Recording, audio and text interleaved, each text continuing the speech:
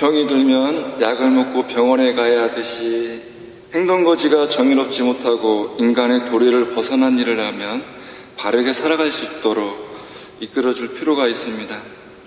그런데 사람들은 자신의 잘못을 지적받는 것을 무척이나 싫어합니다. 겸허하게 귀를 기울이면 자기 자신에게도 많은 도움이 되지만 사실 듣지를 않습니다. 자신의 부족한 점으로 인해 죄를 짓고 또 남을 죄짓게 만들었다면 타인의 말을 겸허하게 받아들이고 수용할 자세가 있어야 본인에게도 유익한데 듣지를 않습니다. 나의 잘못을 지적하고 교정해주는 사람이 없다는 사실은 우선 당장 듣기 싫은 소리를 듣지 않아서 좋겠지만 깊이 생각해보면 관심이 없다는 것, 즉 사랑이 없다는 반증이기 때문에 오히려 불행할 수가 있습니다. 사람은 공동체 생활을 합니다.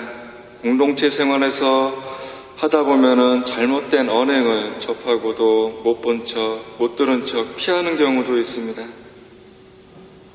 오늘 복음 말씀을 보면 사람 한 사람이 아무리 귀하다지만 그렇다고 해서 공동체를 이루며 살아가는 사람들에게 무차별적으로 모든 것을 용납할 수 없음을 보여줍니다. 공동체의 형제 중에 누가 죄를 지었다면 먼저 나무라야 합니다.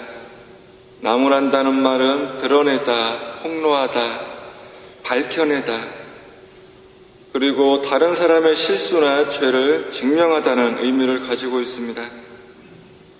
이 단어가 죄를 지은 사람에게 적용되면 죄를 입증시켜 자신이 지은 죄를 인정하게 하다라는 의미를 가지게 됩니다.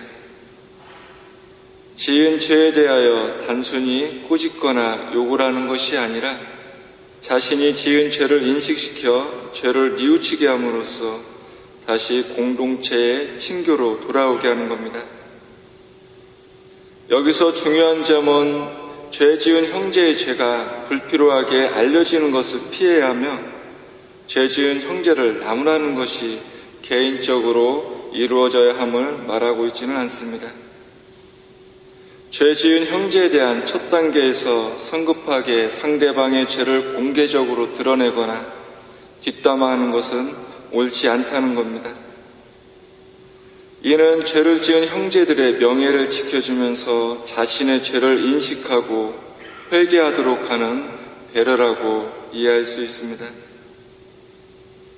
죄를 지은 형제가 충고를 받아들이고 뉘우쳐 용서를 청한다면 길 잃은 양을 되찾고 기뻐하는 것과 같이 죄로 공동체와 멀어진 형제가 다시 친교를 이루게 됩니다.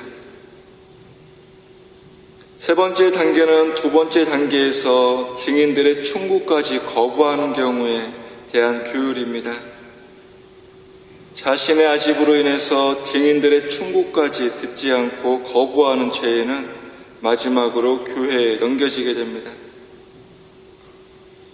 증인들의 충고를 거부하는 죄인들은 교회에 넘겨지게 되는데 교회의 역할은 죄인들을 비난하고 유죄 판결을 내는 것이 아닙니다. 교회의 역할은 죄인들을 처벌하는 데 목적을 두고 있는 것이 아니라 죄를 인정하고 회개하여 공동체로 돌아오기를 바라는 겁니다. 그렇기 때문에 오늘 말씀에서 다른 민족 사람이나 쩌리처럼 여겨라는 말은 앞의 말과 모순처럼 들리기도 하지만 공동체가 겪는 진통을 줄이기 위해서 공동체와 친교를 맺고 회개하기를 바라는 예수님의 사랑의 가르침이 스며들어 있다고 볼 수 있겠습니다. 세상에 완벽한 사람은 없습니다.